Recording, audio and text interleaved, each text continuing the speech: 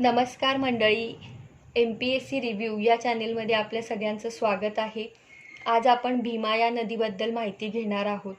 कृष्णेची ही उपनदी आहे, परंतु तिचा महाराष्ट्रात स्वतंत्र असा प्रवाह आहे. महाराष्ट्रामधील दुसऱ्या क्रमांकाचे खोरे हे भीमा नदीचे खोरे असून 46,184 स्क्वेअर किलोमीटर एवढं एरिया हे खोरे व्यापते.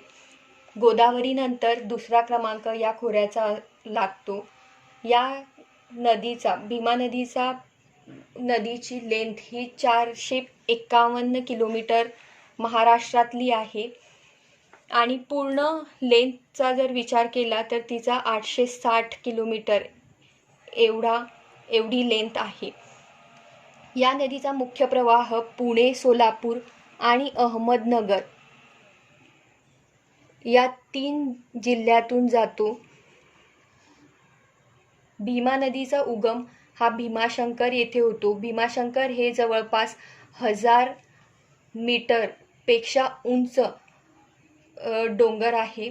तेथून तिचा उगम होतो. त्याच्यानंतर ही नदी पुणे, त्याच्यानंतर येथे थोडासा पोर्शन जो आहे तो अहमदनगर आणि पुण्याचा बॉर्डरचा आहे. तिथून ती नदी, असं मी तुमच्यासाठी हे मार्क करून घेते, तेथून ती नदी नंतर सोलापूर या जिल्ह्यामध्ये प्रवेश करते.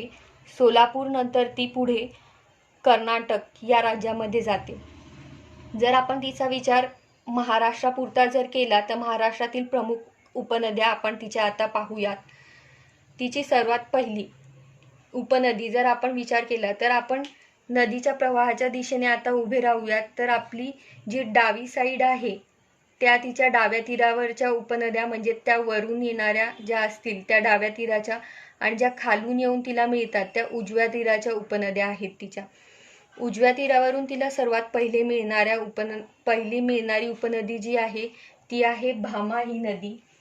भामा नदी ही भीमाशंकरच्या दक्षिणेला जस्ट 10 किलोमीटर अंतरावरती उगम पावते आणि तेथून ती पुढे भीमा नदीला येऊन पिंपळगाव जवळ मिळते.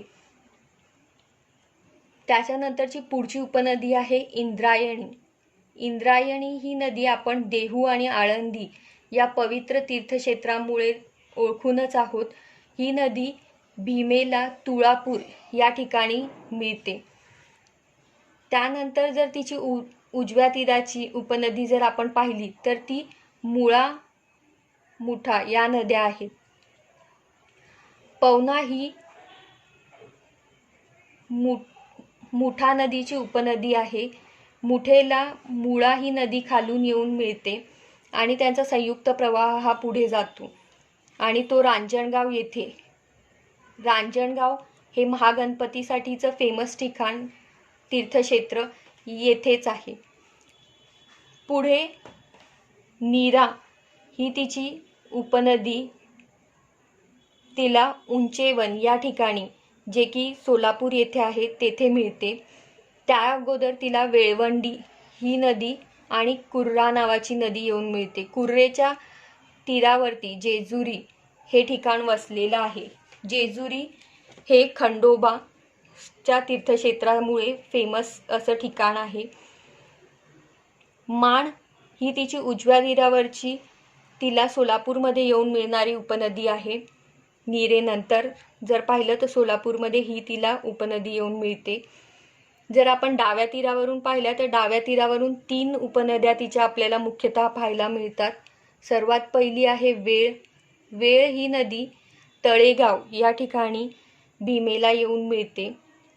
त्यानंतर जर आपण पाहिलं तर घोड या नदीचा क्रमांक येतो. घोड नदी सांगवी धुमाळे या ठिकाणी भीमेला मिळते. त्या अगोदर तिला मीना आणि कुकडी या नावाच्या उपनद्या येऊन मिळतात. या नद्यांच्या जवळच जुन्नर आणि शिरूर ही ठिकाणं आहेत. त्यानंतर जर आपण पाहिलं तर सीना, जी सर्वात मोठी उपनदी आहे भीमेची, ती भीमेला कुडल संगम या ठिकाणी येऊन मिळते आणि सीनेला मिळणारी उपनदी जर आपण पाहिली तर भोगावती ही नदी आहे, जी उस्मानाबाद या जिल्ह्यातून वाहते. त्यामुळे जर आपण आता तिचं खोरे क्षेत्र जर पाहिलं तर पुणे, सोलापूर, सातारा, उस्मानाबाद आणि नगर अशा एकूण 5 जिल्ह्यांमध्ये तिचं खोरे पसरलेलं आहे. अशा प्रकारे आता आपण तिचं रफ पाहून घेतलेलं आहे. आणि ही कृष्णा नदी दाखवायची राहिली. कृष्णा नदी ही अशा प्रकारे खालून वाहते भीमेच्या, आणि ह्या दोघींचा संगम कुरगुड्डी, रायचूर जे की कर्नाटकमध्ये आहे तेथे होतो. आणि आपण जर पाहिलं तर जलविभाजक कोणता, कृष्णा आणि भीमा नदीचा जलविभाजक जर पाहिला तर तो आहे शंभू महादेव डोंगररांगा. आणि भीमेच्या वरून कोणती नदी असेल तर भीमेच्या वर गोदावरी ही नदी वाहते. आणि गोदावरी आणि भीमा या नदींच्या प्रवाहांना सेपरेट करण्याचं काम हरिश्चंद्र बालाघाट ही डोंगररांग करते.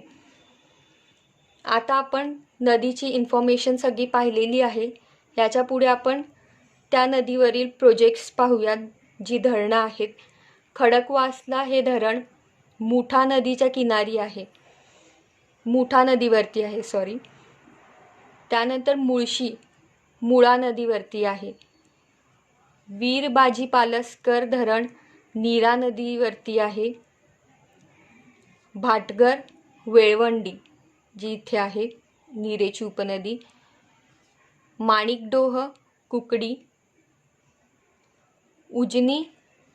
उजनी हा मोठा प्रकल्प आहे भीमा नदीवरती, जो इथे जेव्हा भीमा सोलापूरमध्ये एंटर करते त्या टाईमला इथे तो बांधलेला आहे. आणि तिचा जलाशय थोडासा पुणे जिल्ह्यासोबत सुद्धा शेअर होतो. आणि महाराष्ट्र सरकारने या धरणाचं नावसुद्धा पाठवलं होतं रामसार साईट डिक्लेरेशनसाठी. महाराष्ट्राला आता रामसार साईट भेटलेली आहे. पहिलं रामसार साईट ते आहे नांदूर मधमेश्वर, जे की नाशिक या जिल्ह्यामध्ये स्थित आहे, निफाड या तालुक्यामध्ये नाशिक. तर ही इन्फॉर्मेशन सुद्धा लक्षात ठेवा की ह्याचं सुद्धा नाव दिलं होतं पण हे सिलेक्ट झालं नाही. ह्याच्यासोबतच शिवडी जे मुंबईमध्ये आहे ते सुद्धा पाठवलं होतं. नांदूर मधमेश्वर त्यापैकी सिलेक्ट झालेलं आहे. उजनी आपलं सांगून झालं. त्यानंतर चासकमान, भीमा, पानशेत, अंबी जी मुठा नदीची उपनदी आहे तिच्यावरती पानशेत हे धरण बांधलेलं आहे. मुळशी मुळा नदीच्या वरती बांधलेलं आहे. डिंबे हे धरण घोड नदीवरती आहे. आणि पवना हे पवना नदीवरती आहे. अशा प्रकारे भीमा नदी ही पूर्ण झालेली आहे. जर तुम्हाला आवडत असेल तर मी भीमेबद्दल एक पौराणिक कथा सांगू इच्छिते की भीमा नदीची उत्पत्ती कशा प्रकारे झाली. तर असं सांगितलं जातं, आख्यायिका आहे अशी की शिव आणि त्रिपुरासूर या दैत्यांदरम्यान घनघोर लढाई झाली होती. त्या लढाई दरम्यान भगवान शिव यांना बरेच श्रम करावे लागले होते आणि त्यामुळे त्यांच्या अंगातून घामाच्या धारा वाहू लागल्या होत्या. त्यावेळी तेथे तपश्चर्या करणाऱ्या भीमक राजा यांना ते कळले आणि ते भगवान शिव यांच्या दर्शनासाठी गेले असताना भगवान शिव यांनी त्यांना वर मागण्यास सांगितले. त्यावर भीमक राजा यांनी असे म्हटले की जे हे तुमचे घाम वाहत आहे त्या ठिकाणी एक पवित्र अशी नदी वाहावी अशी माझी इच्छा आहे. आणि त्या इच्छेनुसारच भीमा नदीची उत्पत्ती त्या ठिकाणी झाली. आणि अशा प्रकारे ती पौराणिक कथा आहे. त्याचबरोबर एक इम्पॉर्टंट पॉईंट असा आहे की भीमा नदीला पॅरेलल असा एक नॅशनल हायवे जातो आणि तो नॅशनल हायवे आहे NH9, ज्याचं सध्या नामकरण झालेलं आहे NH65 म्हणून. तो नॅशनल हायवे पुणे ते मछलीपट्टणम हे ठिकाण आंध्र प्रदेश येथे आहे आणि तिथे पर्यंत हा नॅशनल हायवे जातो. ही इतकी इन्फॉर्मेशन भीमा नदीसाठी इनफ आहे. आता जर तुम्हाला हे आवडलं असेल नदीची इन्फॉर्मेशन तर या व्हिडिओला तुम्ही जरूर लाईक करा आणि कमेंट करा, शेअर करा. थँक्यू.